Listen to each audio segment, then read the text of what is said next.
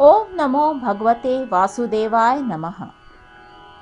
ओम अज्ञानतिमिरान्धस्य ज्ञानाञ्जनशलाकाय चक्षुरुन्मीलितं येन तस्मै श्रीगुरुवे नमः।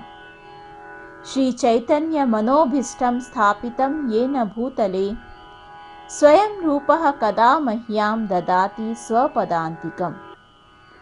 वन्देऽहं श्रीगुरोः श्रीयुतपदकमलं श्रीगुरुन् वैष्णवांश्च श्रीरूपं साग्रजातं सहगण रघुनाथान्वितं तं सजीवं साद्वैतं सावधूतं परिजनसहितं कृष्णचैतन्यदेवं श्रीराधाकृष्णपादान् सहगण ललिता श्री विशाखान्वितांश्च।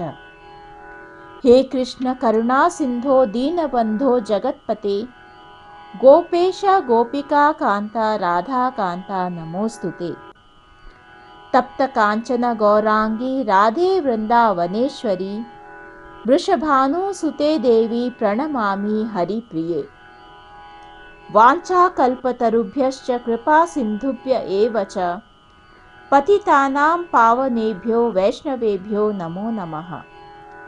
श्री कृष्ण चैतन्य प्रभु नित्यानंद श्री अद्वैत गदाधर श्री वासादि गौर भक्त वृंद।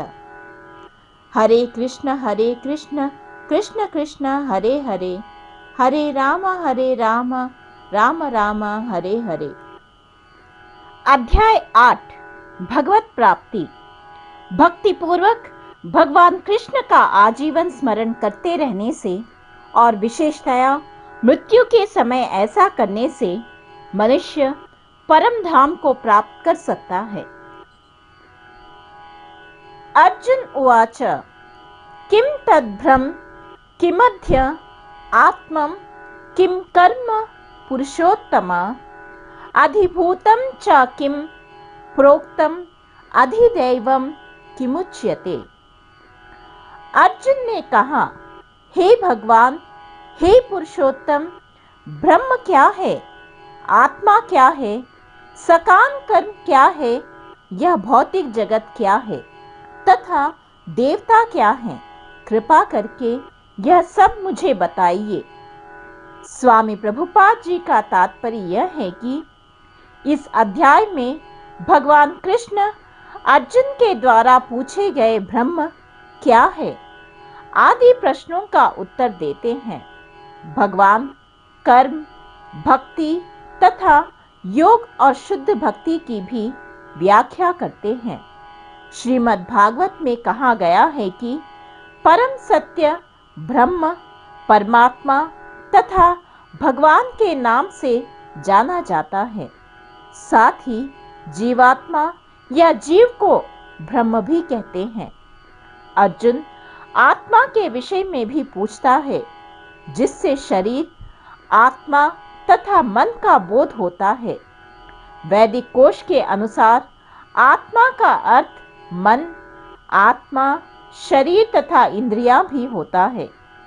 अर्जुन ने परमेश्वर को पुरुषोत्तम या परम पुरुष कहकर संबोधित किया है, जिसका अर्थ यह होता है कि वह ये सारे प्रश्न अपने एक मित्र से नहीं, अपितु परम पुरुष से उन्हें परम प्रमाण मानकर पूछ रहा था, जो निश्चित उत्तर दे सकते थे। अधियज्ञः कथं कोत्र देहेऽस्मिन् मधुसूदन प्रयाणकाले च कथं ज्ञेयोऽसि नियतात्मभिः। हे मधुसूदन, यज्ञ का स्वामी कौन है और वह शरीर कैसे रहता है और मृत्यु के समय भक्ति में लगे रहने वाले आपको कैसे जान पाते हैं। स्वामी प्रभुपाद जी का तात्पर्य यह है कि अधियज्ञ का तात्पर्य इंद्र या विष्णु हो सकता है। विष्णु समस्त देवताओं में, जिनमें ब्रह्मा तथा शिव सम्मिलित हैं, प्रधान देवता हैं और इंद्र प्रशासक देवताओं में प्रधान है। इंद्र तथा विष्णु दोनों की पूजा यज्ञ द्वारा की जाती है, किंतु अर्जुन प्रश्न करता है कि वस्तुतः यज्ञ का स्वामी कौन है और भगवान किस तरह जीव के शरीर के भीतर निवास करते हैं। अर्जुन ने भगवान को मधुसूदन कहकर संबोधित किया, क्योंकि कृष्ण ने एक बार मधु नामक असुर का वध किया था। वस्तुतः ये सारे प्रश्न जो शंका के रूप में हैं, अर्जुन के मन में नहीं उठने चाहिए थे, क्योंकि अर्जुन एक कृष्ण भावना भावित भक्त था। अतः ये सारी शंकाएं असुरों के सदृश हैं। चूंकि कृष्ण असुरों के मारने में सिद्धस्थ थे, अतः अर्जुन उन्हें मधुसूदन कहकर संबोधित करता है, जिससे कृष्ण उसके मन में उठने वाली समस्त आसुरी शंकाओं को नष्ट कर दे। इस श्लोक में प्रयाण काले शब्द भी अत्यंत महत्वपूर्ण है, क्योंकि अपने जीवन में हम जो भी करते हैं उसकी परीक्षा मृत्यु के समय होनी है। अर्जुन उन लोगों के विषय में जो निरंतर कृष्ण भावनामृत में लगे रहते हैं, यह जानने के लिए अत्यंत इच्छुक हैं कि अंत समय उनकी क्या दशा होगी। मृत्यु के समय शरीर के सारे कार्य रुक जाते हैं और मन सही दशा में नहीं रहता। इस प्रकार शारीरिक स्थिति बिगड़ जाने से हो सकता है कि मनुष्य परमेश्वर का स्मरण न कर सके। परम भक्त महाराज कुलशेखर प्रार्थना करते हैं, हे भगवान, इस समय मैं पूर्ण स्वस्थ हूँ। अच्छा हो कि मेरी मृत्यु इसी समय हो जाए, जिससे मेरा मन रूपी हंस आपके चरण कमलों रूपी नाल के भीतर प्रविष्ट हो सके। यह रूपक इसलिए प्रयुक्त किया गया है क्योंकि हंस जो एक जल पक्षी है, वह कमल के पुष्पों को कुतरने में आनंद का अनुभव करता है। इस तरह वह कमल पुष्प के भीतर प्रवेश करना चाहता है। महाराज कुलशेखर भगवान से कहते हैं, इस समय मेरा मन स्वस्थ है और मैं भी पूरी तरह स्वस्थ हूँ। यदि मैं आपके चरण कमलों का चिंतन करते हुए तुरंत मर जाऊं तो मुझे विश्वास है कि आपके प्रति मेरी भक्ति पूर्ण हो जाएगी। किंतु यदि मुझे अपनी सहज मृत्यु की प्रतीक्षा करनी पड़ी तो मैं नहीं जानता कि क्या होगा, क्योंकि उस समय मेरा शरीर कार्य करना बंद कर देगा, मेरा गला रुंध जाएगा और मुझे पता नहीं कि मैं आपके नाम का जप कर पाऊंगा या नहीं। अच्छा यही होगा कि मुझे तुरंत मर जाने दे। अर्जुन प्रश्न करता है कि ऐसे समय मनुष्य किस तरह कृष्ण के चरण कमलों में अपने मन को स्थिर कर सकता है। श्री भगवान उवाच, अक्षरम ब्रह्म परमं स्वभावो आध्यात्म मुच्यते भूत भावोद्भव करो विसर्गः कर्म संज्ञितः। भगवान ने कहा, अविनाशी और दिव्य जीव ब्रह्म कहलाता है और उसका नित्य स्वभाव आध्यात्म या आत्म कहलाता है। जीवों के भौतिक शरीर से संबंधित गतिविधि कर्म या सकाम कर्म कहलाती है। स्वामी प्रभुपाद जी का तात्पर्य यह है कि ब्रह्म अविनाशी तथा नित्य है और इसका विधान कभी भी नहीं बदलता, किंतु ब्रह्म से भी परे परब्रह्म होता है। ब्रह्म का अर्थ है जीव तथा परब्रह्म का अर्थ भगवान है। जीव का स्वरूप भौतिक जगत में उसकी स्थिति से भिन्न होता है। भौतिक चेतना में उसका स्वभाव पदार्थ पर प्रभुत्व जताना है, किंतु आध्यात्मिक चेतना या कृष्ण भावनामृत में उसकी स्थिति परमेश्वर की सेवा करना है। जब जीव भौतिक चेतना में होता है तो उसे इस संसार में विभिन्न प्रकार के शरीर धारण करने पड़ते हैं। यह भौतिक चेतना के कारण कर्म अथवा विविध सृष्टि कहलाता है। वैदिक साहित्य में जीव को जीवात्मा तथा ब्रह्म कहा जाता है, किंतु उसे कभी भी परब्रह्म नहीं कहा जाता। जीवात्मा विभिन्न स्थितियां ग्रहण करता है। कभी वह अंधकारपूर्ण भौतिक प्रकृति से मिल जाता है और पदार्थ को अपना स्वरूप मान लेता है, तो कभी वह परा आध्यात्मिक प्रकृति के साथ मिल जाता है। इसलिए वह परमेश्वर की तटस्था शक्ति कहलाता है। भौतिक या आध्यात्मिक प्रकृति के साथ अपनी पहचान के अनुसार ही उसे भौतिक या आध्यात्मिक शरीर प्राप्त होता है। भौतिक प्रकृति में वह 84 लाख योनियों में से कोई भी शरीर धारण कर सकता है, किंतु आध्यात्मिक प्रकृति में उसका एक ही शरीर होता है। भौतिक प्रकृति में वह अपने कर्म के अनुसार कभी मनुष्य रूप में प्रकट होता है, तो कभी देवता, पशु, पक्षी आदि के रूप में प्रकट होता है। स्वर्गलोक की प्राप्ति तथा वहां का सुख भोगने की इच्छा से वह कभी कभी यज्ञ संपन्न करता है, किंतु जब उसका पुण्य क्षीण हो जाता है तो वह पुनः मनुष्य रूप में पृथ्वी पर वापस आ जाता है। यह प्रक्रिया कर्म कहलाती है। छांदोग्य उपनिषद में वैदिक यज्ञ अनुष्ठानों का वर्णन मिलता है। यज्ञ की वेदी में 5 अग्नियों को 5 प्रकार की आहुतियां दी जाती हैं। ये 5 अग्नियां स्वर्गलोक, बादल, पृथ्वी, मनुष्य तथा स्त्री रूपी मानी जाती है और श्रद्धा, सोम, वर्षा, अन्न तथा वीर्य ये 5 प्रकार की आहुतियां हैं। यज्ञ प्रक्रिया में जीव अभीष्ट स्वर्गलोकों की प्राप्ति के लिए विशेष यज्ञ करता है और उन्हें प्राप्त करता है। जब यज्ञ का पुण्य क्षीण हो जाता है तो जीव पृथ्वी पर वर्षा के रूप में उतरता है और अन्न का रूप ग्रहण करता है। इस अन्न को मनुष्य खाता है, जिससे यह वीर्य में परिणत होता है, जो स्त्री के गर्भ में जाकर फिर से मनुष्य का रूप धारण करता है। यह मनुष्य पुनः यज्ञ करता है और पुनः वही चक्र चलता है। इस प्रकार जीव शाश्वत रीति से आता और जाता रहता है, किंतु कृष्ण भावना भावित पुरुष ऐसे यज्ञों से दूर रहता है। वह सीधे कृष्ण भावनामृत ग्रहण करता है और इस प्रकार ईश्वर के पास वापस जाने की तैयारी करता है।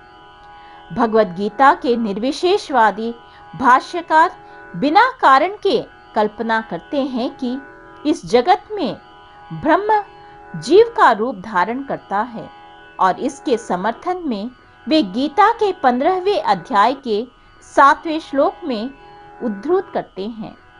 किंतु इस श्लोक में भगवान जीव को मेरा शाश्वत अंश भी कहते हैं।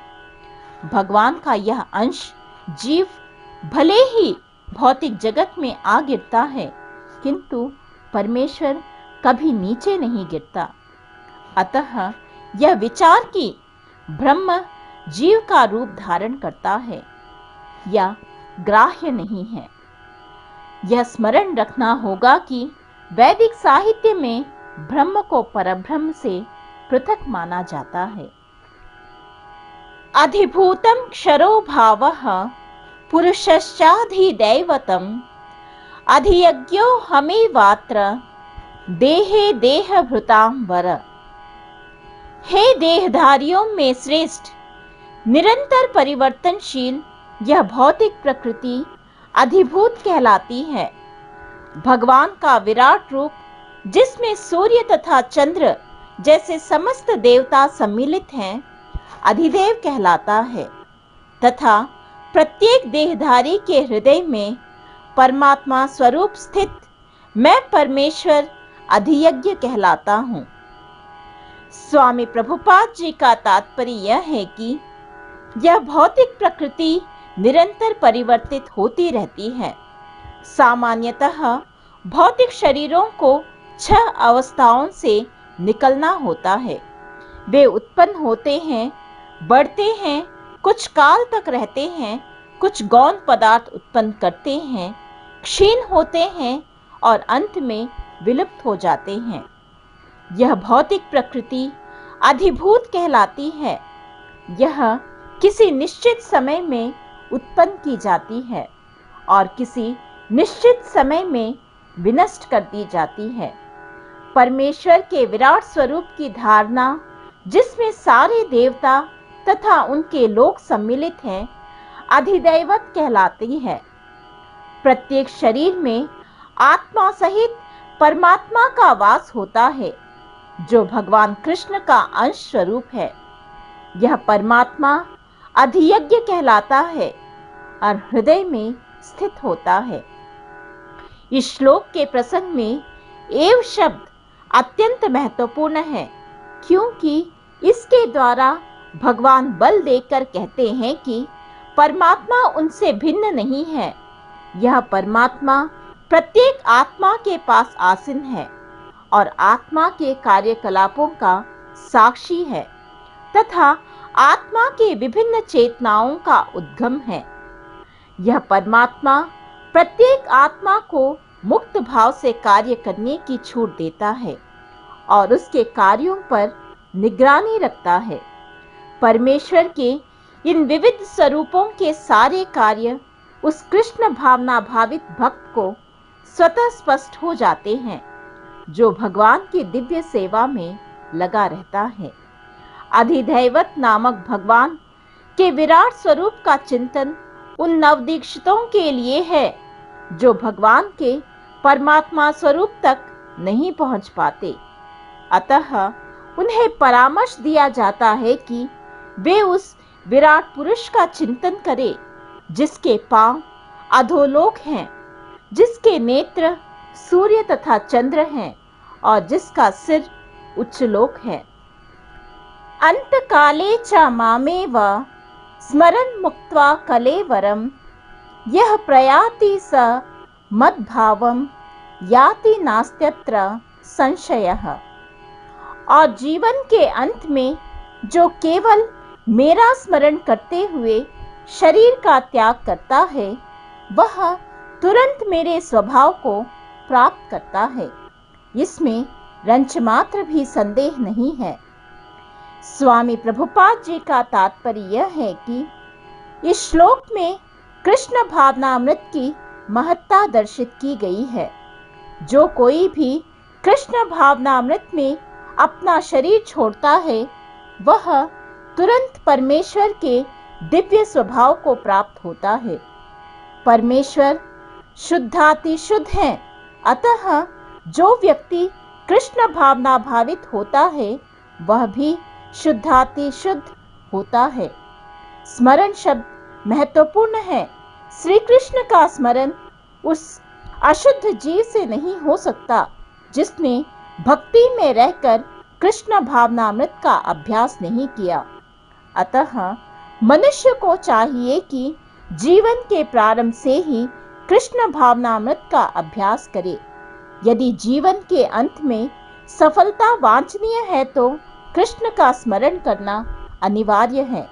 अतः मनुष्य को निरंतर हरे कृष्ण कृष्ण कृष्ण हरे हरे, हरे राम राम राम हरे हरे इस महामंत्र का जप करना चाहिए। भगवान चैतन्य ने उपदेश दिया है कि मनुष्य को वृक्ष के समान सहिष्णु होना चाहिए। हरे कृष्ण कृष्ण कृष्ण हरे हरे, हरे राम राम राम हरे हरे का जप करने वाले व्यक्ति को अनेक व्यवधानों का सामना करना पड़ सकता है, तो भी इस महामंत्र का जप करते रहना चाहिए, जिससे जीवन के अंत समय कृष्ण भावनामृत का पूरा लाभ प्राप्त हो सके। यम यम वापि स्मरण भावम त्यजत्यन्ते कलेवरम तम तमेवैति कौन्तेय सदा तद्भाव भावितः। हे कुंती पुत्र, शरीर त्यागते समय मनुष्य जिस जिस भाव का स्मरण करता है वह उस भाव को निश्चित रूप से प्राप्त होता है। स्वामी प्रभुपाद जी का तात्पर्य यह है कि यहाँ पर मृत्यु के समय अपना स्वभाव बदलने की विधि का वर्णन है। जो व्यक्ति अंत समय कृष्ण का चिंतन करते हुए शरीर त्याग करता है उसे परमेश्वर का दिव्य स्वभाव प्राप्त होता है। किंतु यह सत्य नहीं है कि यदि कोई मृत्यु के समय कृष्ण के अतिरिक्त और कुछ सोचता है तो उसे भी दिव्य अवस्था प्राप्त होती है। हमें इस बात पर विशेष ध्यान देना चाहिए तो फिर कोई मन की सही अवस्था में किस प्रकार मरे। महापुरुष होते हुए भी महाराज भरत ने मृत्यु के समय एक हिरण का चिंतन किया, अतः अगले जीवन में हिरण के शरीर में उनका देहांतरण हुआ। यद्यपि हिरण के रूप में उन्हें अपने विगत कर्मों की स्मृति थी, किंतु उन्हें पशु शरीर धारण करना ही पड़ा। निसंदेह मनुष्य के जीवन भर के विचार संचित होकर मृत्यु के समय उसके विचारों को प्रभावित करते हैं। अतः इस जीवन से उसका अगला जीवन बनता है। अगर कोई इस जीवन में सतोगुनी होता है और निरंतर कृष्ण का चिंतन करता है तो संभावना यही है कि मृत्यु के समय उसे कृष्ण का स्मरण बना रहे। इससे उसे कृष्ण के दिव्य स्वभाव को प्राप्त करने में सहायता मिलेगी। यदि कोई दिव्य रूप से कृष्ण की सेवा में लीन रहता है तो उसका अगला शरीर दिव्य ही होगा, भौतिक नहीं। अतः जीवन के अंत समय अपने स्वभाव को सफलतापूर्वक बदलने के लिए हरे कृष्ण कृष्ण कृष्ण हरे हरे, हरे राम राम राम हरे हरे का जाप करना सर्वश्रेष्ठ विधि है। तस्मात् सर्वेषु कालेषु मामनुस्मर युध्य च मय्यर्पित मनोबुद्धिर मामे वैश्यस्य संशयः। अतएव हे अर्जुन, तुम्हें सदैव कृष्ण रूप में मेरा चिंतन करना चाहिए और साथ ही युद्ध करने के कर्तव्य को भी पूरा करना चाहिए।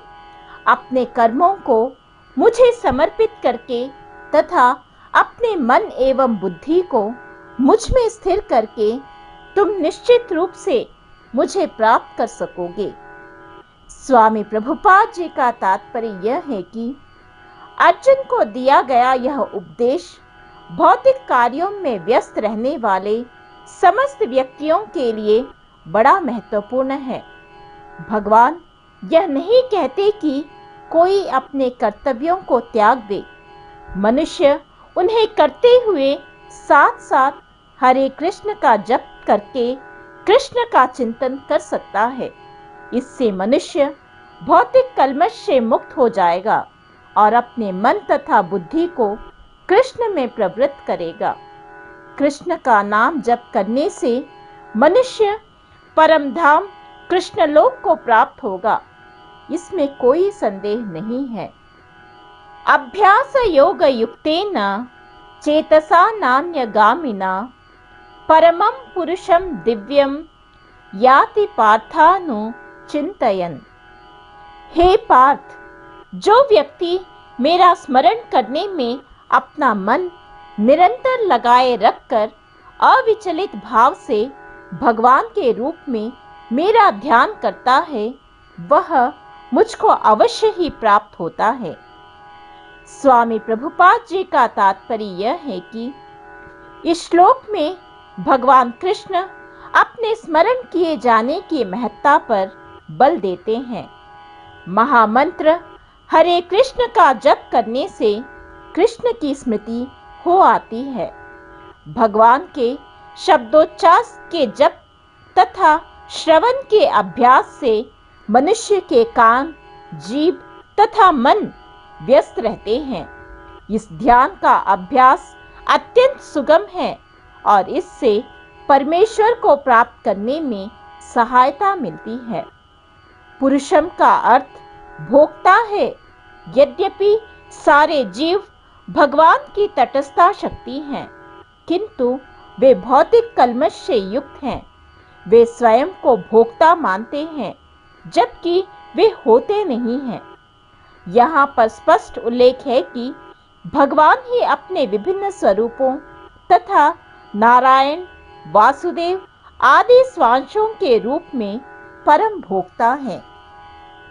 भक्त हरे कृष्ण का जप करके अपनी पूजा के लक्ष्य परमेश्वर का उनके किसी भी रूप नारायण, कृष्ण, राम आदि का निरंतर चिंतन कर सकता है। ऐसा करने से वह शुद्ध हो जाता है और निरंतर जप करते रहने से जीवन के अंत में वह भगवत धाम को जाता है। योग अंतःकरण के परमात्मा का ध्यान है। इसी प्रकार हरे कृष्ण के जप द्वारा मनुष्य अपने मन को परमेश्वर में स्थिर करता है। मन चंचल है, अतः आवश्यक है कि मन को बलपूर्वक कृष्ण चिंतन में लगाया जाए। प्रायः उस एक प्रकार के कीट का दृष्टांत दिया जाता है जो तितली बनना चाहता है और वह इसी जीवन में तितली बन जाता है।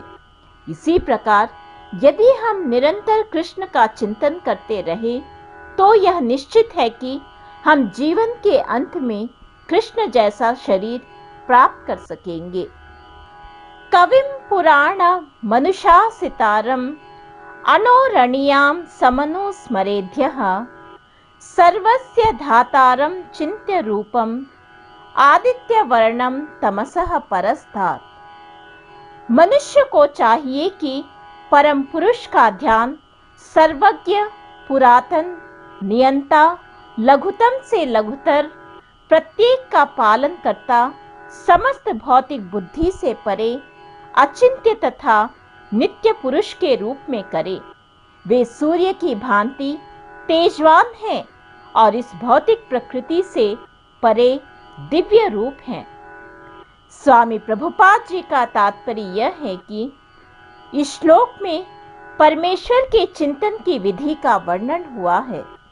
सबसे प्रमुख बात यह है कि वे निराकार या शून्य नहीं है।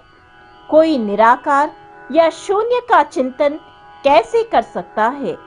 यह अत्यंत कठिन है, किंतु कृष्ण के चिंतन की विधि अत्यंत सुगम है और तथ्य रूप में यहाँ वर्णित है।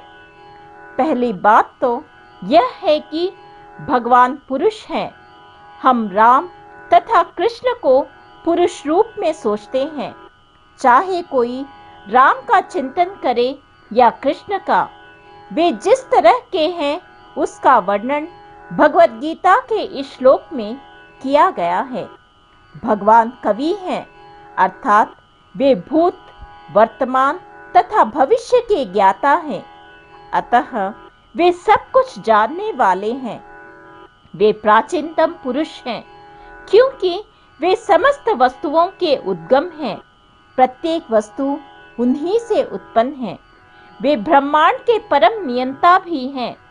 वे मनुष्यों के पालक तथा शिक्षक हैं। वे अणु से भी सूक्ष्म हैं। जीवात्मा बाल के अग्रभाग के 10,000वें अंश के बराबर हैं, किंतु भगवान अचिंत्य रूप से इतने लघु हैं कि वे इस अणु के भी हृदय में प्रविष्ट रहते हैं। इसलिए वे लघुतम से भी लघुतर कहलाते हैं। परमेश्वर के रूप में वे परमाणु में तथा लघुतम के भी हृदय में प्रवेश कर सकते हैं और परमात्मा रूप में उसका नियंत्रण करते हैं। इतना लघु होते हुए भी वे सर्वव्यापी हैं और सबों का पालन करने वाले हैं। उनके द्वारा इन लोकों का धारण होता है। प्रायः हम आश्चर्य करते हैं कि ये विशाल लोक किस प्रकार वायु में तैर रहे हैं। यहाँ यह बताया गया है कि परमेश्वर अपनी अचिंत्य शक्ति द्वारा इन समस्त विशाल लोकों तथा आकाश गंगाओं को धारण किए हुए हैं। इस प्रसंग में अचिंत्य शब्द अत्यंत सार्थक है। ईश्वर की शक्ति हमारी कल्पना या विचार शक्ति के परे है, इसलिए अचिंत्य कहलाती है। इस बात का खंडन कौन कर सकता है? वे इस भौतिक जगत में व्याप्त हैं, फिर भी इससे परे हैं। हम किसी भौतिक जगत को ठीक ठीक नहीं समझ पाते जो आध्यात्मिक जगत की तुलना में नगण्य है। तो फिर हम कैसे जान सकते हैं कि इसके परे क्या है? अचिंत्य का अर्थ है इस भौतिक जगत से परे, जिसे हमारा तर्क, नीतिशास्त्र तथा दार्शनिक चिंतन छू नहीं पाता और जो अकल्पनीय है। अतः बुद्धिमान मनुष्यों को चाहिए कि व्यर्थ के तर्कों तथा चिंतन से दूर रहकर वेदों, भगवद गीता तथा भागवत जैसे शास्त्रों में जो कुछ कहा गया है उसे स्वीकार कर ले और उनके द्वारा सुनिश्चित किए गए नियमों का पालन करे। इससे ज्ञान प्राप्त हो सकेगा। प्रयाण काले मनसा चलेन भक्त्या युक्तो योग बलेन चैव भ्रुवोर्मध्ये प्राणमवेश्य सम्यक् स तम परम पुरुषमुपेति दिव्यम। मृत्यु के समय जो व्यक्ति अपने प्राण को भौहों के मध्य स्थिर कर लेता है और योग शक्ति के द्वारा अविचलित मन से पूर्ण भक्ति के साथ परमेश्वर के स्मरण में अपने को लगाता है, वह निश्चित रूप से भगवान को प्राप्त होता है। स्वामी प्रभुपाद जी का तात्पर्य यह है कि इस श्लोक में स्पष्ट किया गया है कि मृत्यु के समय मन को भगवान की भक्ति में स्थिर करना चाहिए। जो लोग योगाभ्यास करते हैं उनके लिए संस्तुति की गई है कि वे प्राण को भौहों के बीच में ले आएं। यहाँ पर षट चक्र योग का अभ्यास का प्रस्ताव है, जिसमें 6 चक्रों का ध्यान लगाया जाता है, परंतु निरंतर कृष्ण भावनामृत में लीन रहने के कारण शुद्ध भक्त भगवत कृपा से मृत्यु के समय योगाभ्यास के बिना भगवान का स्मरण कर सकता है। इसकी व्याख्या 14वें श्लोक में की गई है। इस श्लोक में योग बलेन शब्द का विशिष्ट प्रयोग महत्वपूर्ण है, क्योंकि योग के अभाव में चाहे वह षटचक्र योग हो या भक्ति योग, मनुष्य कभी भी मृत्यु के समय इस दिव्य अवस्था को प्राप्त नहीं होता। कोई भी मृत्यु के समय परमेश्वर का सहसा स्मरण नहीं कर पाता। उसे किसी न किसी योग का, विशेषतया भक्ति योग का अभ्यास होना चाहिए। चूंकि मृत्यु के समय मनुष्य का मन अत्यधिक विचलित रहता है, अतः अपने जीवन में मनुष्य को योग के माध्यम से आध्यात्म का अभ्यास करना चाहिए। यदक्षरं वेदविदो वदन्ति विशन्ति यद्यतयो वीतरागाः यदिच्छन्तो ब्रह्मचर्यं चरन्ति तत्ते पदं संग्रहेण प्रवक्ष्ये। जो वेदों के ज्ञाता हैं, जो ओंकार का उच्चारण करते हैं और जो संन्यास आश्रम के बड़े बड़े मुनि हैं, वे ब्रह्म में प्रवेश करते हैं। ऐसी सिद्धि की इच्छा करने वाले ब्रह्मचर्य व्रत का अभ्यास करते हैं। अब मैं तुम्हें वह विधि बताऊंगा जिससे कोई भी व्यक्ति मुक्ति लाभ कर सकता है। स्वामी प्रभुपाद जी का तात्पर्य यह है कि श्री कृष्ण अर्जुन के लिए षटचक्र योग की विधि का अनुमोदन कर चुके हैं, जिसमें प्राण को भौहों के मध्य स्थिर करना होता है। यह मानकर कि हो सकता है अर्जुन को षटचक्र योग अभ्यास ना आता हो, कृष्ण अगले श्लोकों में इसकी विधि बताते हैं। भगवान कहते हैं कि ब्रह्म यद्यपि अद्वितीय है, किंतु उसके अनेक स्वरूप होते हैं।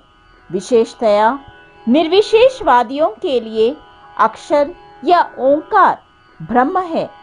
कृष्ण यहाँ पर निर्विशेष ब्रह्म के विषय में बता रहे हैं, जिसमें सन्यासी प्रवेश करते हैं। ज्ञान की वैदिक पद्धति में छात्रों को प्रारंभ से गुरु के पास रहने से ब्रह्मचर्य व्रत का पालन करते हुए ओंकार का उच्चारण तथा परम निर्विशेष ब्रह्म की शिक्षा दी जाती है। इस प्रकार वे ब्रह्म के दो स्वरूपों से परिचित होते हैं। यह प्रथा छात्रों के आध्यात्मिक जीवन के विकास के लिए अत्यावश्यक है, किंतु इस समय ऐसा ब्रह्मचर्य जीवन बिता पाना बिल्कुल संभव नहीं है। विश्व का सामाजिक ढांचा इतना बदल चुका है कि छात्र जीवन के प्रारंभ से ब्रह्मचर्य जीवन बिताना संभव नहीं है। यद्यपि विश्व में ज्ञान की विभिन्न शाखाओं के लिए अनेक संस्थाएं हैं, किंतु ऐसी मान्यता प्राप्त एक भी संस्था नहीं है जहां ब्रह्मचर्य के सिद्धांतों में शिक्षा प्रदान की जा सके। ब्रह्मचर्य के बिना आध्यात्मिक जीवन में उन्नति कर पाना अत्यंत कठिन है। अतः इस कलयुग के लिए शास्त्रों के आदेशानुसार भगवान चैतन्य ने घोषणा की है कि भगवान कृष्ण के पवित्र नाम हरे कृष्ण कृष्ण कृष्ण हरे हरे, हरे राम राम राम हरे हरे के जप के अतिरिक्त परमेश्वर के साक्षात्कार का कोई अन्य उपाय नहीं है। सर्वद्वाराणि संयम्य मनोहृदि निरुध्य च मूर्धन्याधायात्मनः प्राणमास्थितो योगधारणाम्। समस्त इंद्रिय क्रियाओं से विरक्ति को योग की स्थिति कहा जाता है।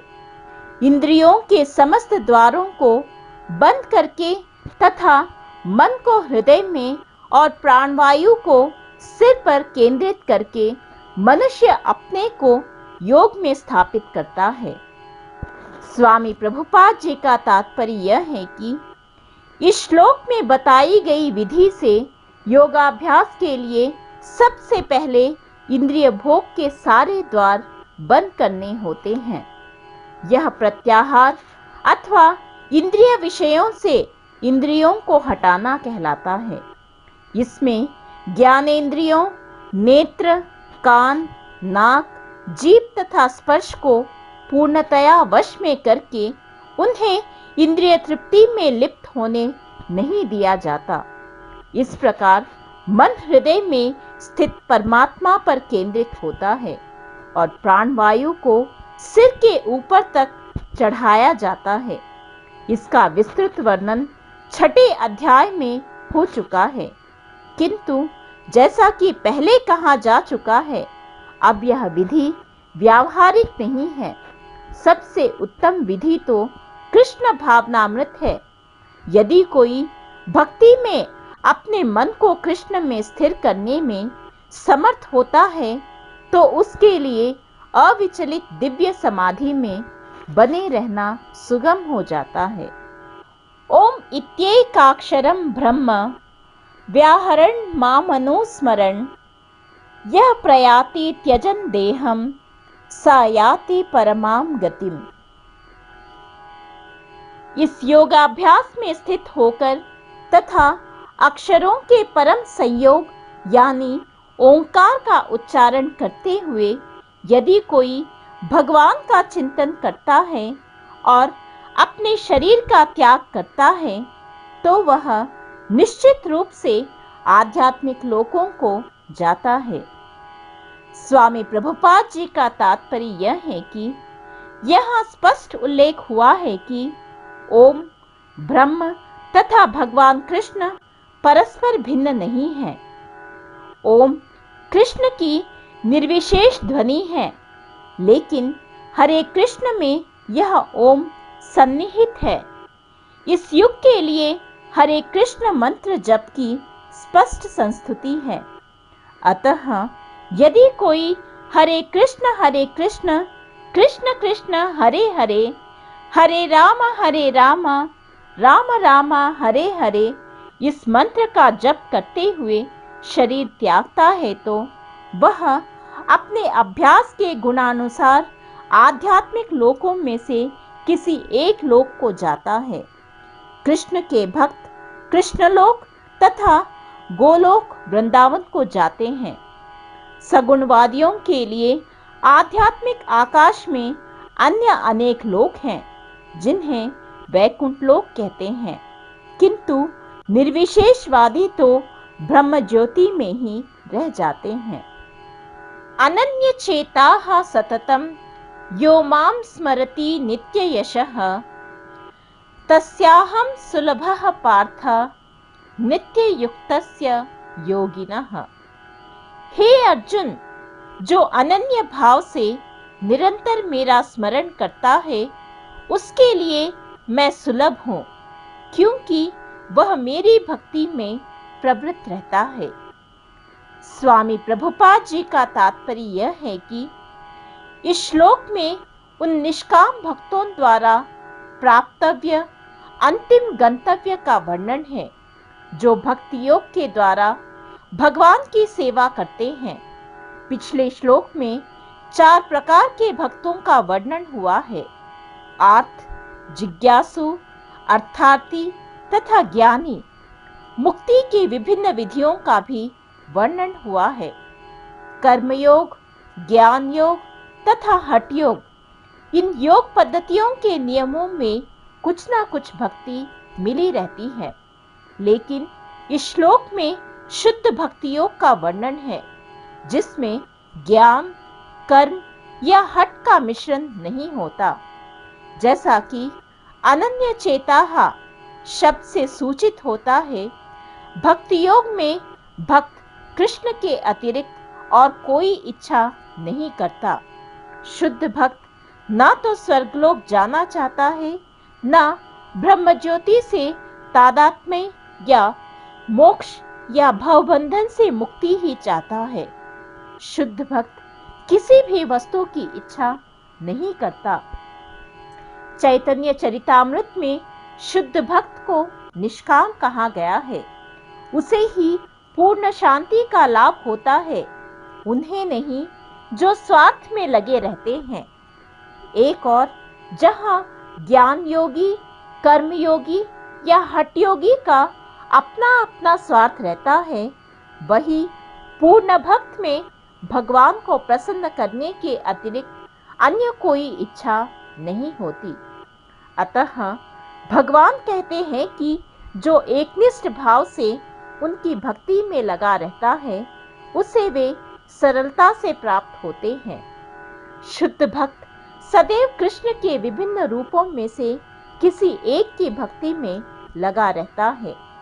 कृष्ण के अनेक स्वांश तथा अवतार हैं, यथा राम तथा नृसिंह, जिनमें से भक्त किसी एक रूप को चुनकर उसकी प्रेमा भक्ति में मन को स्थिर कर सकता है। ऐसे भक्त को उन अनेक समस्याओं का सामना नहीं करना पड़ता, जो अन्य योग के अभ्यासकर्ताओं को झेलनी पड़ती है। भक्ति योग अत्यंत सरल, शुद्ध तथा सुगम है। इसका शुभारंभ हरे कृष्ण जप से किया जा सकता है। भगवान सबों पर कृपालु हैं, किंतु जैसा कि पहले कहा जा चुका है, जो अनन्य भाव से उनकी सेवा करते हैं, वे उनके ऊपर विशेष कृपालु रहते हैं। भगवान ऐसे भक्तों की सहायता अनेक प्रकार से करते हैं, जैसा कि वेदों में कहा गया है, यमी वैश वृणते तेन लभ्यस्तशेष आत्मा विवृण्णते तनुम स्वाम। जिसने पूरी तरह से भगवान की शरण ले ली है और जो उनकी भक्ति में लगा हुआ है, वही भगवान को यथारूप में समझ सकता है। तथा गीता में भी कहा गया है, ददामि बुद्धि योगम तम। ऐसे भक्त को भगवान पर्याप्त बुद्धि प्रदान करते हैं। जिससे वह उन्हें भगवत धाम में प्राप्त कर सके। शुद्ध भक्त का सबसे बड़ा गुण यह है कि वह देश अथवा काल का विचार किए बिना अनन्य भाव से कृष्ण का ही चिंतन करता रहता है। उसको किसी तरह का व्यवधान नहीं होना चाहिए। उसे कहीं भी और किसी भी समय अपना सेवा कार्य करते रहने में समर्थ होना चाहिए। कुछ लोगों का कहना है कि भक्तों को वृंदावन जैसे पवित्र स्थानों में या किसी पवित्र नगर में जहां भगवान रह चुके हैं रहना चाहिए, किंतु शुद्ध भक्त कहीं भी रहकर अपनी भक्ति से वृंदावन जैसा वातावरण उत्पन्न कर सकता है। श्री अद्वैत ने चैतन्य महाप्रभु से कहा था, आप जहां भी हैं हे प्रभु वही वृंदावन है। जैसा कि सततम तथा नित्यशः शब्दों से सूचित होता है, शुद्ध भक्त निरंतर कृष्ण का ही स्मरण करता है और उन्हीं का ध्यान करता है। ये शुद्ध भक्त के गुण हैं जिनके लिए भगवान सहज सुलभ है। गीता समस्त योग पद्धतियों में से भक्ति योग की ही संस्तुति करती है। सामान्यतया भक्ति योगी 5 प्रकार से भक्ति में लगे रहते हैं। शांत भक्त जो उदासीन रहकर भक्ति से युक्त होते हैं। दास्य भक्त जो दास के रूप में भक्ति में युक्त होते हैं। सख्य भक्त जो सखा रूप में भक्ति में युक्त होते हैं। वात्सल्य भक्त जो माता पिता की भांति भक्ति में युक्त होते हैं। माधुर्य भक्त जो परमेश्वर के साथ दाम्पत्य प्रेमी की भांति भक्ति में युक्त होते हैं।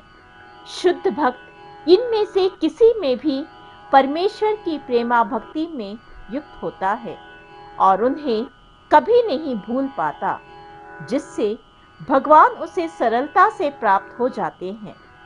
जिस प्रकार शुद्ध भक्त क्षण भर के लिए भी भगवान को नहीं भूलता, उसी प्रकार भगवान भी अपने शुद्ध भक्त को क्षण भर के लिए भी नहीं भूलते।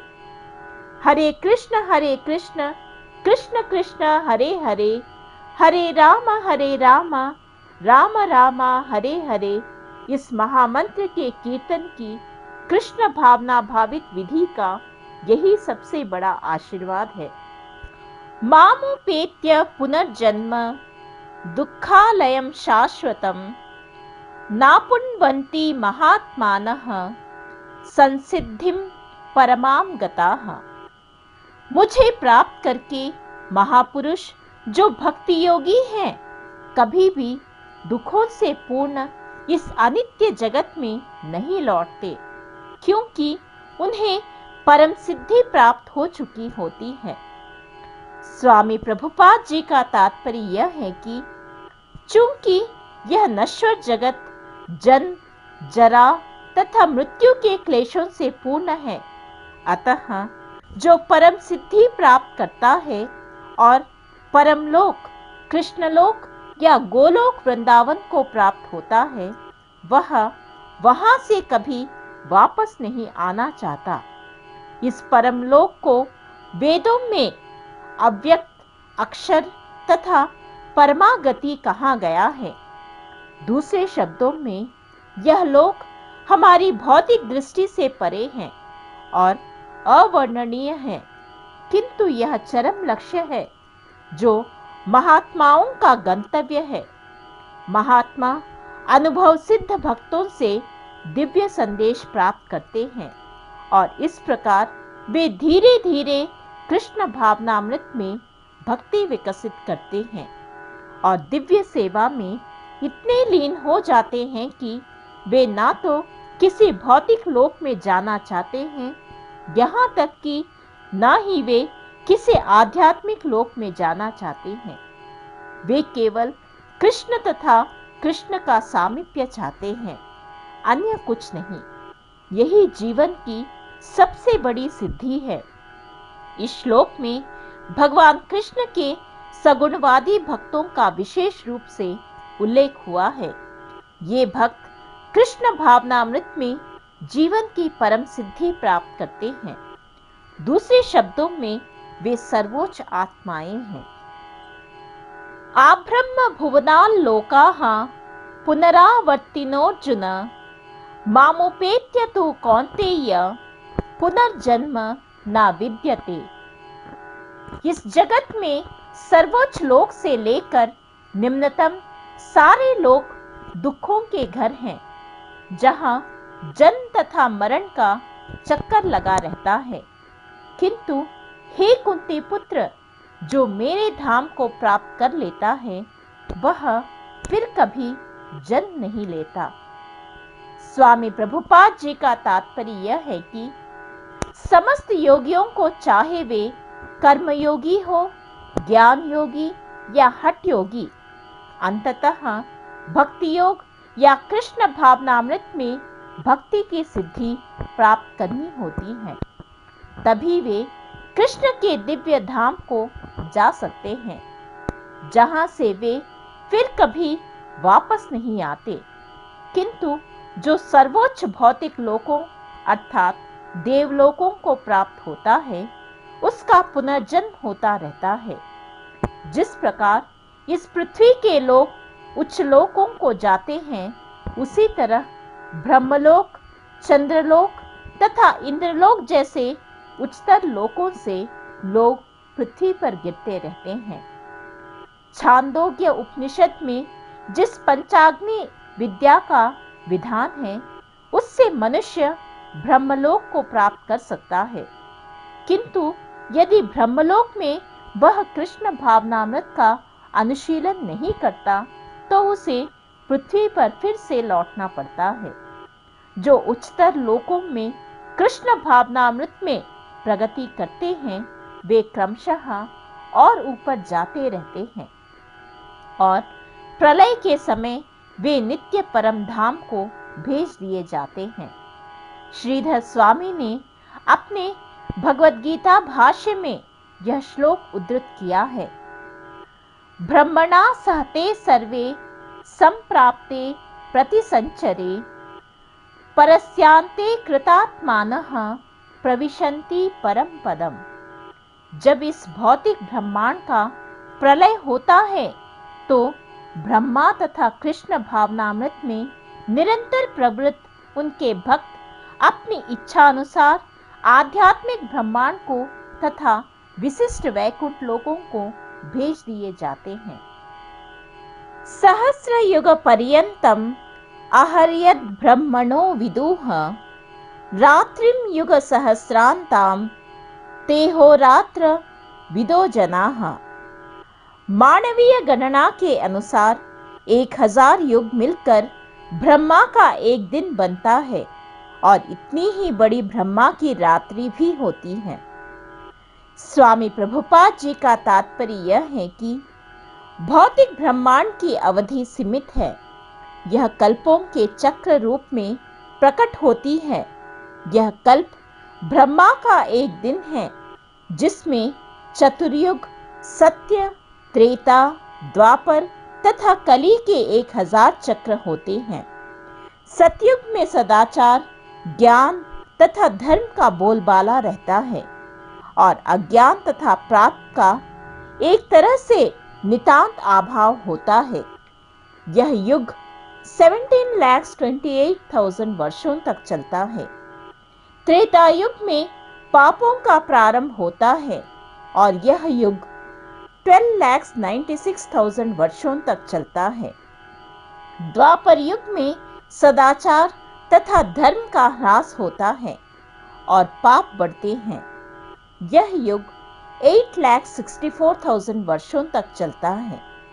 सबसे अंत में कलयुग आता है, जिसमें कलह, अज्ञान, अधर्म तथा पाप का प्राधान्य रहता है और सदाचार का प्रायः लोप हो जाता है। यह युग 4,32,000 वर्षों तक चलता है। इस युग में पाप यहाँ तक बढ़ जाते हैं कि इस युग के अंत में भगवान स्वयं कल की अवतार धारण करते हैं। असुरों का संहार करते हैं, भक्तों की रक्षा करते हैं और दूसरे सतयुग का शुभारंभ होता है। इस तरह यह क्रिया निरंतर चलती रहती है। ये चारों युग ये एक सहस्र चक्र कर लेने के पर ब्रह्मा के एक दिन के तुल्य होते हैं। इतने ही वर्षों की उनकी एक रात्रि होती है। ब्रह्मा ऐसे 100 वर्ष जीवित रहते हैं और तब उनकी मृत्यु होती है। ब्रह्मा की ये 100 वर्ष गणना के अनुसार पृथ्वी के 311 ट्रिलियन एंड 40 बिलियन वर्ष के तुल्य हैं। इन गणनाओं से ब्रह्मा की आयु अत्यंत विचित्र तथा न समाप्त होने वाली लगती है, किंतु नित्यता की दृष्टि से यह बिजली की चमक जैसी अल्प है। कारणानर्व में असंख्य ब्रह्मा अटलांटिक सागर में पानी के बुलबुलों के समान प्रकट होते और लोप होते रहते हैं।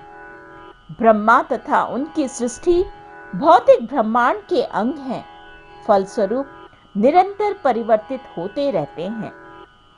इस भौतिक ब्रह्मांड में ब्रह्मा भी जन्म, जरा, रोग तथा मरण की क्रिया से अछूते नहीं हैं, किंतु चूंकि ब्रह्मा इस ब्रह्मांड की व्यवस्था करते हैं, इसलिए वे भगवान की प्रत्यक्ष सेवा में लगे रहते हैं। फलस्वरूप उन्हें तुरंत मुक्ति प्राप्त हो जाती है। यहाँ तक कि सिद्ध सन्यासियों को भी ब्रह्मलोक भेजा जाता है, जो इस ब्रह्मांड का सर्वोच्च लोक है, किंतु कालक्रम से ब्रह्मा तथा ब्रह्मलोक के सारे वासी प्रकृति के नियमानुसार मरणशील होते हैं। आव्यक्ताद्वयक्यः सर्वाः प्रभवन्त्यहरागमे रात्र्यागमे प्रलीयन्ते तत्रैवाव्यक्त संज्ञके।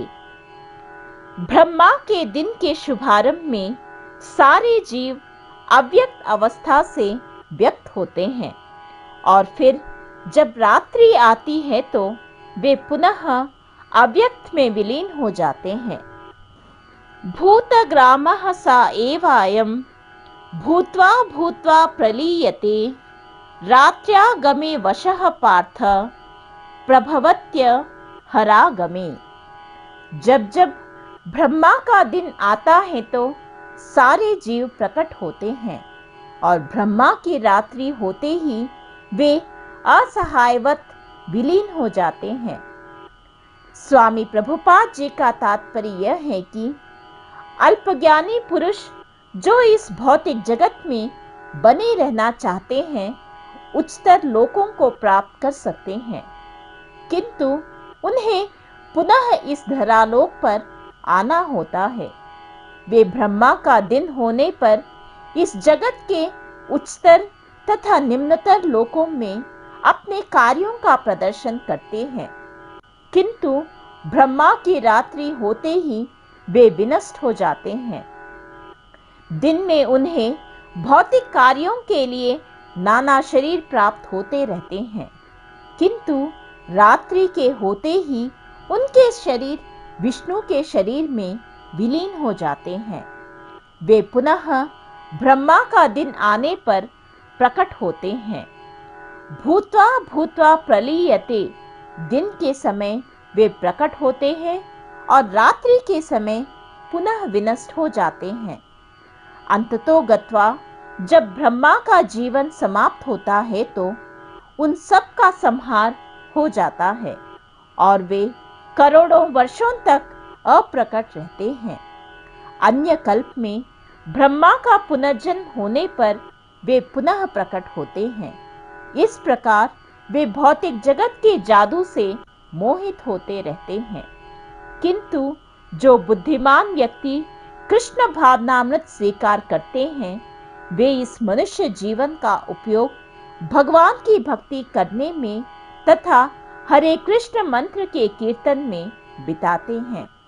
इस प्रकार वे इसी जीवन में कृष्णलोक को प्राप्त होते हैं और वहां पर पुनर्जन्म के चक्कर से मुक्त होकर सतत आनंद का अनुभव करते हैं।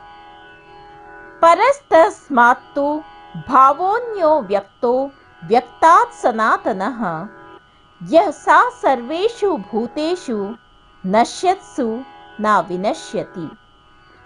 इसके अतिरिक्त एक अन्य अव्यक्त प्रकृति है जो शाश्वत है और इस व्यक्त तथा अव्यक्त पदार्थ से परे है। यह परा और कभी नाश न होने वाली है। जब इस संसार का सब कुछ लय हो जाता है तब भी उसका नाश नहीं होता।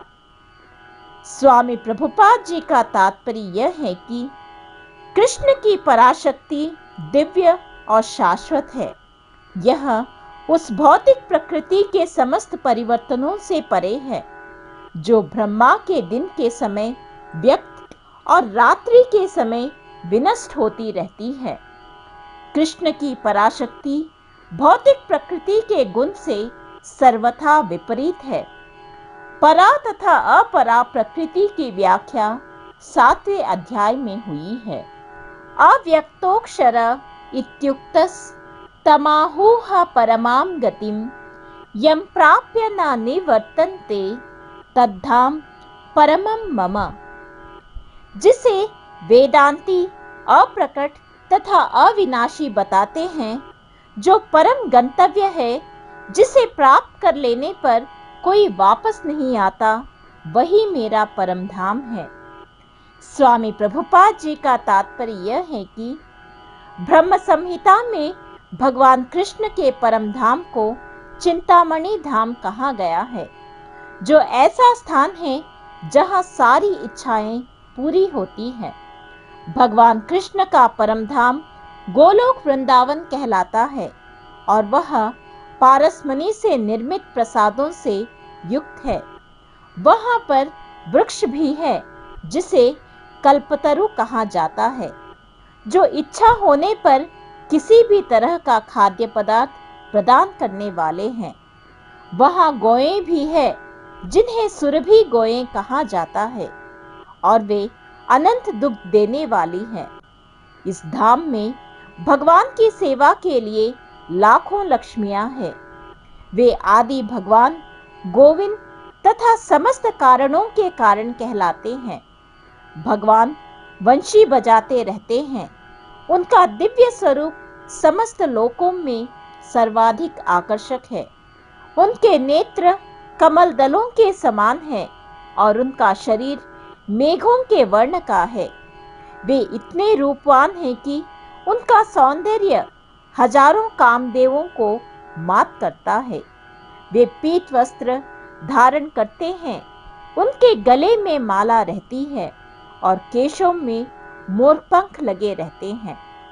भगवत गीता में भगवान कृष्ण अपने निजी धाम गोलोक वृंदावन का संकेत मात्र करते हैं, जो आध्यात्मिक जगत में सर्वश्रेष्ठ लोक है। इसका विशाल वृत्तांत ब्रह्म संहिता में मिलता है। वैदिक ग्रंथ बताते हैं कि भगवान का धाम सर्वश्रेष्ठ है और यही परम धाम है। एक बार वहां पहुंचकर फिर से भौतिक संसार में वापस नहीं आना होता। कृष्ण का परम धाम तथा स्वयं कृष्ण अभिन्न है, क्योंकि वे दोनों एक से गुण वाले हैं।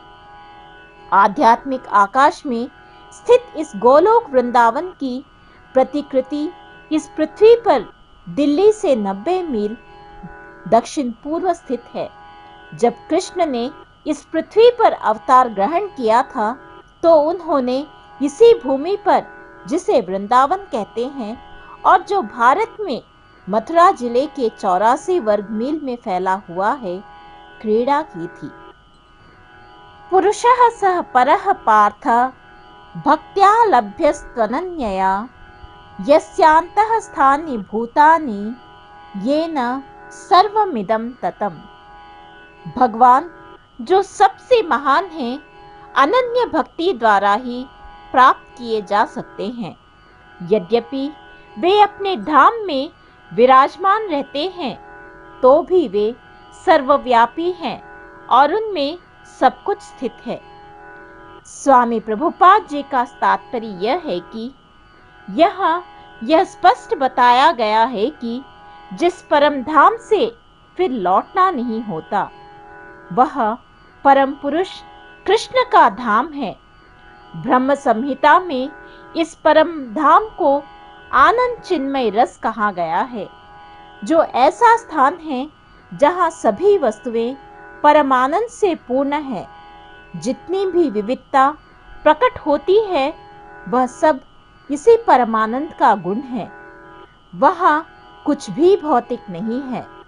यह विविधता भगवान के विस्तार के साथ ही विस्तृत होती जाती है, क्योंकि वहाँ की सारी अभिव्यक्ति पराशक्ति के कारण है, जैसा कि 7वें अध्याय में बताया गया है। जहाँ तक इस भौतिक जगत का प्रश्न है, यद्यपि भगवान अपने धाम में ही सदैव रहते हैं, तो भी वे अपनी भौतिक शक्ति द्वारा सर्वव्याप्त हैं। इस प्रकार वे अपनी परा तथा अपरा शक्तियों द्वारा सर्वत्र भौतिक तथा आध्यात्मिक दोनों ब्रह्मांडों में उपस्थित रहते हैं। यस्यांतः स्थानी का अर्थ है कि प्रत्येक वस्तु उनमें या उनकी परा या अपरा शक्ति में निहित है। इन्हीं दोनों शक्तियों के द्वारा भगवान सर्वव्यापी हैं। कृष्ण के परम धाम में या असंख्य वैकुंठ लोकों में भक्ति के द्वारा ही प्रवेश संभव है, जैसा कि भक्त्या शब्द द्वारा सूचित होता है। किसी अन्य विधि से परम धाम की प्राप्ति संभव नहीं है। वेदों में भी परम धाम तथा भगवान का वर्णन मिलता है। एको वशी स्वर्गः कृष्णः। उस धाम में केवल एक भगवान रहता है, जिसका नाम कृष्ण है। वह अत्यंत दयालु विग्रह है और एक रूप में स्थित होकर भी वह अपने को लाखों श्वासों में विस्तृत करता रहता है। वेदों में भगवान की उपमा उस शांत वृक्ष से दी गई है, जिसमें नाना प्रकार के फूल तथा फल लगे हैं और जिसकी पत्तियां निरंतर बदलती रहती हैं। वैकुंठ लोक की अध्यक्षता करने वाले भगवान के श्वास चतुर्भुजी हैं और विभिन्न नामों से विख्यात है। पुरुषोत्तम, त्रिविक्रम, केशव, माधव, अनिरुद्ध, ऋषिकेश, संकर्षण, प्रद्युम्न, श्रीधर, वासुदेव, दामोदर, जनार्दन, नारायण, वामन, पद्मनाभ आदि। ब्रह्म संहिता में भी पुष्टि हुई है कि यद्यपि भगवान निरंतर परमधाम गोलोक वृंदावन में रहते हैं, किंतु वे सर्वव्यापी हैं, ताकि सब कुछ सुचारू रूप से चलता रहे। वेदों में कहा गया है, परास्य शक्तिर्विविधैव श्रूयते स्वाभाविकी ज्ञान बल क्रिया च। उनकी शक्तियां इतनी व्यापक है कि वे परमेश्वर के दूरस्थ होते हुए भी दृश्य जगत में बिना किसी त्रुटि के सब कुछ सुचारू रूप से संचालित करती रहती है। यत्र काले त्वनावृत्तिम मा वृत्तिम चैव योगिनः प्रयाता यान्ति तम कालम वक्ष्यामि भरतर्षभ।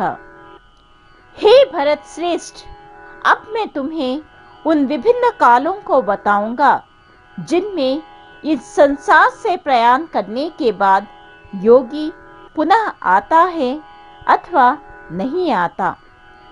स्वामी प्रभुपाद जी का तात्पर्य यह है कि परमेश्वर के अनन्य पूर्ण शरणागत भक्तों को इसकी चिंता नहीं रहती कि वे कब और किस तरह शरीर को त्यागेंगे। वे सब कुछ कृष्ण पर छोड़ देते हैं और इस तरह सरलता पूर्वक प्रसन्नता सहित भगवत धाम जाते हैं। किंतु जो अनन्य भक्त नहीं है और कर्मयोग, ज्ञान योग तथा हठ योग जैसी आत्म साक्षात्कार की विधियों पर आश्रित रहते हैं, उन्हें उपयुक्त समय में शरीर त्यागना होता है, जिससे वे आश्वस्त हो सके कि इस जन्म मृत्यु वाले संसार में उनको लौटना होगा या नहीं। यदि योगी सिद्ध होता है तो वह इस जगत से शरीर छोड़ने का समय तथा स्थान चुन सकता है, किंतु यदि वह इतना पटु नहीं होता तो उसकी सफलता उसके अचानक शरीर त्याग के संयोग पर निर्भर करती है। भगवान ने अगले श्लोक में ऐसे उचित अवसरों का वर्णन किया है कि कब मरने से कोई वापस नहीं आता। आचार्य बलदेव विद्याभूषण के अनुसार यहाँ पर संस्कृत के काल शब्द का प्रयोग काल के अधिष्ठता देवता के लिए हुआ है। अग्नि ज्योतिर्ग्रहः शुक्लः षण्मासा उत्तरायणम तत्र प्रयाता गच्छन्ति ब्रह्मविदो जनाः। जो परब्रह्म के ज्ञाता हैं, वे अग्निदेव के प्रभाव में, प्रकाश में, दिन के शुभक्षण में, शुक्ल पक्ष में या जब सूर्य उत्तरायण में रहता है, उन 6 मासों में इस संसार से शरीर त्याग करने पर उस परब्रह्म को प्राप्त करते हैं। स्वामी प्रभुपाद जी का तात्पर्य यह है कि जब अग्नि, प्रकाश, दिन तथा पक्ष का उल्लेख रहता है तो यह समझना चाहिए कि इन सबों के अधिष्ठता देव होते हैं, जो आत्मा की यात्रा की व्यवस्था करते हैं। मृत्यु के समय मन मनुष्य को नवीन जीवन मार्ग पर ले जाता है। यदि कोई अकस्मात या योजनापूर्वक उपयुक्त समय पर शरीर त्याग करता है तो उसके लिए निर्विशेष ब्रह्म ज्योति प्राप्त कर पाना संभव होता है। योग में सिद्ध योगी अपने शरीर को त्यागने के समय तथा स्थान की व्यवस्था कर सकते हैं। अन्यों का इस पर कोई वश नहीं होता। यदि संयोगवश वे शुभ मुहूर्त में शरीर त्यागते हैं, तब तो उनको जन्म मृत्यु के चक्र में लौटना नहीं पड़ता, अन्यथा उनके पुनरावर्तन की संभावना बनी रहती है। किंतु कृष्ण भावनामृत में शुद्ध भक्त के लिए लौटने का कोई भय नहीं रहता। चाहे वह शुभ मुहूर्त में शरीर त्याग करे या अशुभ क्षण में, चाहे अकस्मात शरीर त्याग करे या स्वेच्छा पूर्वक। धूमो रात्रिस्तथा कृष्णः षण्मासा दक्षिणायनम तत्र चांद्रमसम ज्योतिर्योगी प्राप्य निवर्तते। जो योगी धुएं, रात्रि, कृष्ण पक्ष में या सूर्य के दक्षिणायन में रहने के 6 महीनों में दिवंगत होता है, वह चंद्रलोक को जाता है, किंतु वहां से पुनः पृथ्वी पर चला आता है।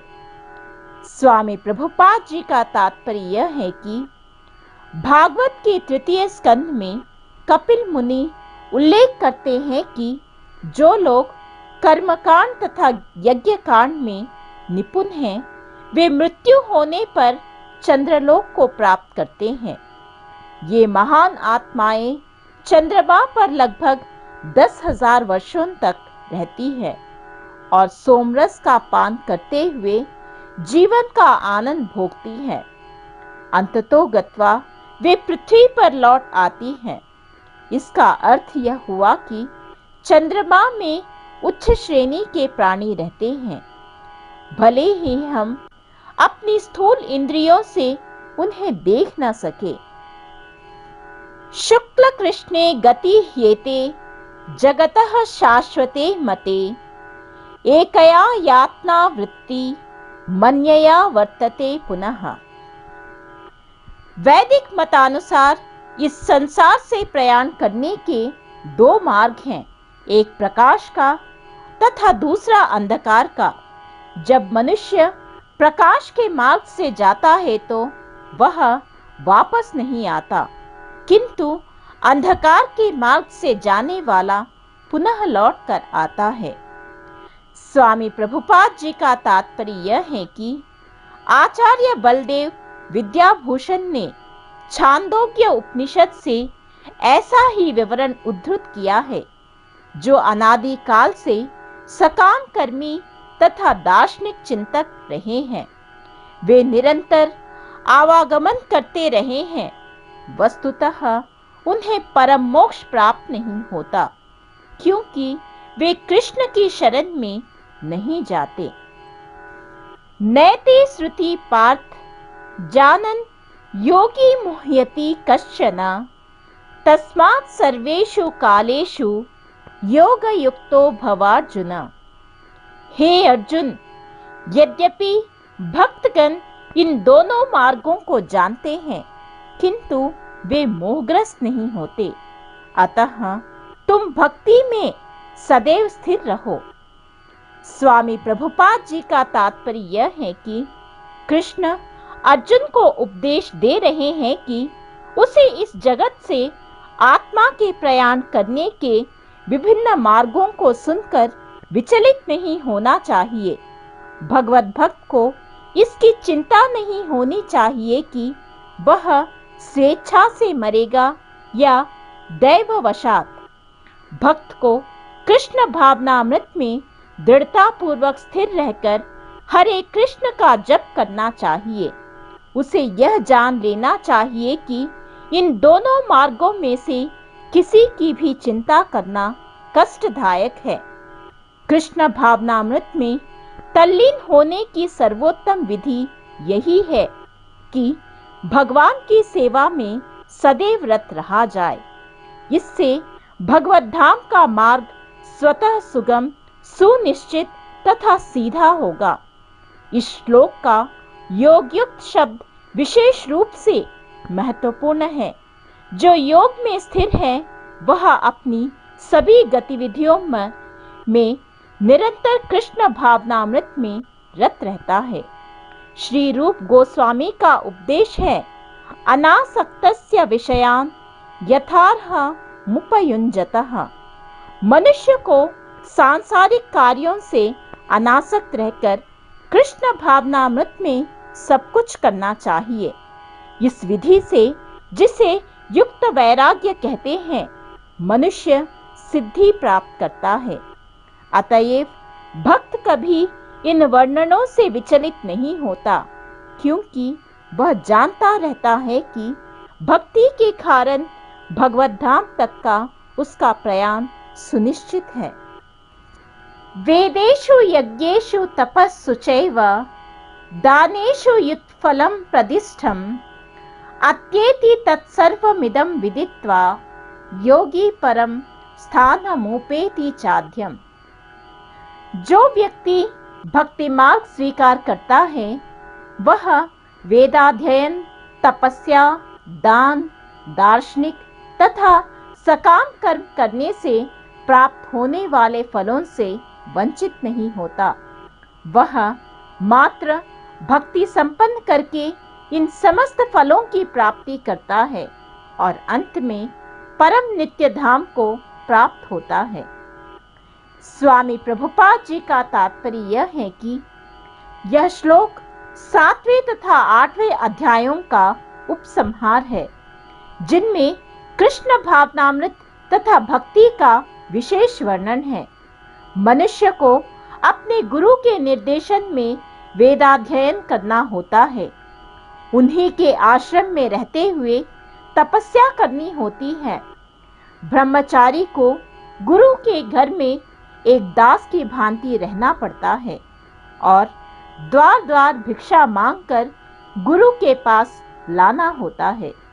उसे गुरु के आदेश पर ही भोजन करना होता है और यदि किसी दिन गुरु शिष्य को भोजन करने के लिए बुलाना भूल जाए तो शिष्य को उपवास करना होता है।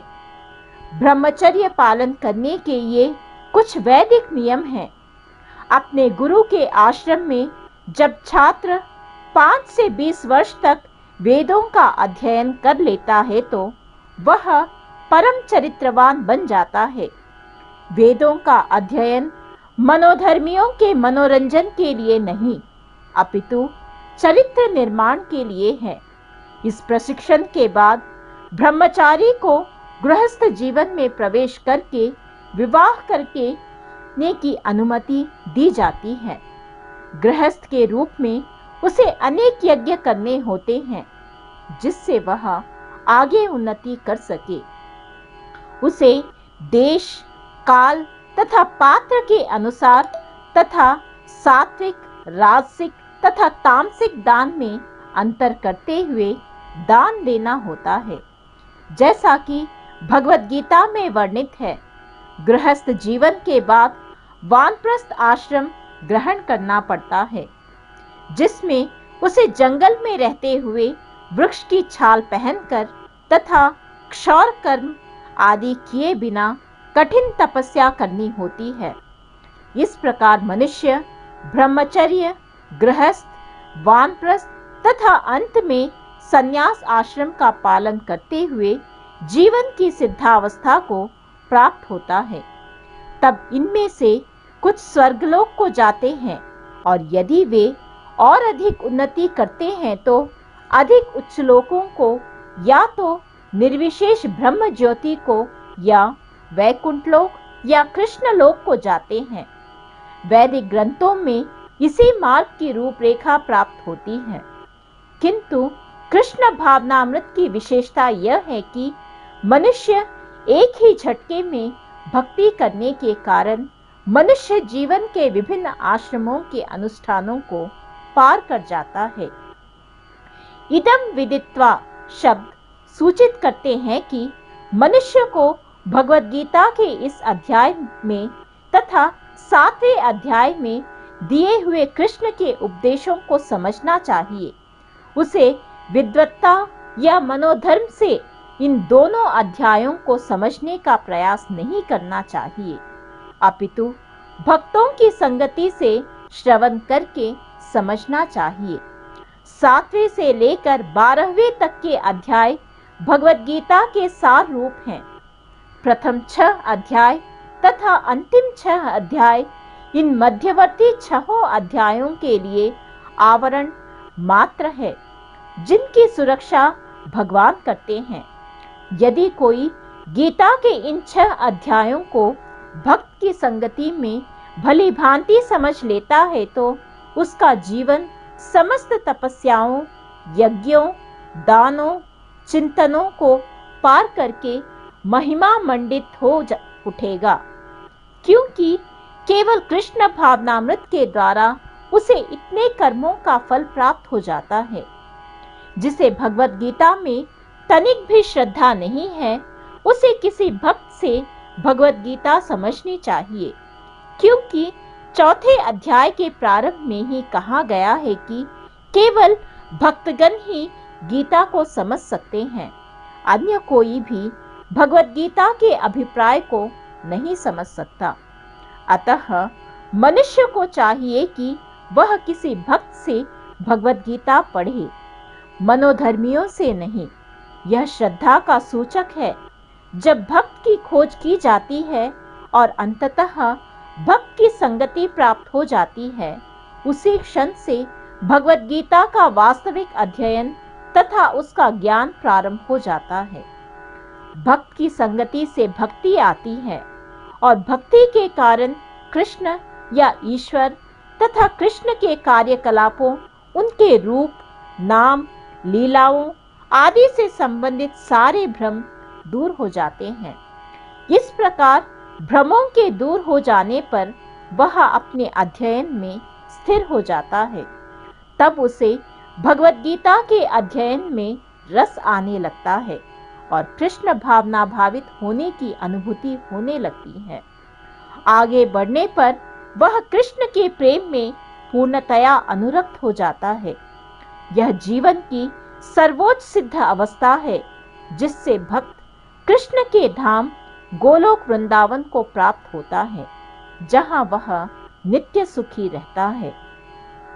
इस प्रकार श्रीमद् भगवत गीता के 8वें अध्याय भगवत प्राप्ति का भक्ति वेदांत तात्पर्य पूर्ण हुआ। धन्यवाद।